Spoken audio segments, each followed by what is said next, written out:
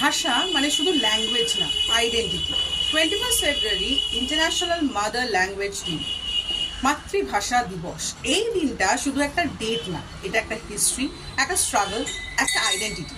1952 সালে ঢাকাতে স্টুডেন্টরা নিজেদের মাতৃভাষা বাংলার জন্য রাস্তায় নেমেছিল। ওরা বলেছিল আমাদের ভাষা আমাদের অধিকার।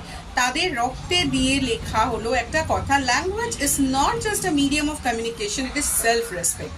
এই মুভমেন্টের উপর বেস করেই পরে ইউনেস্কো 21 ফেব্রুয়ারিতে ডিক্লেয়ার করে international mother language day.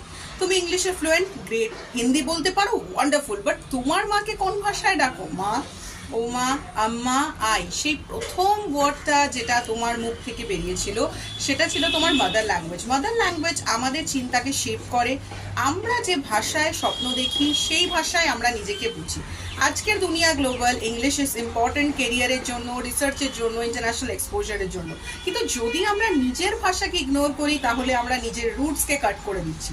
Language হারালে কালচার হারে, কালচার হারালে আইডেন্টিটি হারে। তাই 21 ফেব্রুয়ারিতে একটা প্রমিস করি, আমরা সব ভাষাকে রেসপেক্ট করব, কিন্তু নিজের মাতৃভাষাকে গর্ব করব। বিকজ ভাষা শুধু কথা বলার জন্য না, ভাষা হলো নিজের মতো থাকার অধিকার। Happy international mother language day.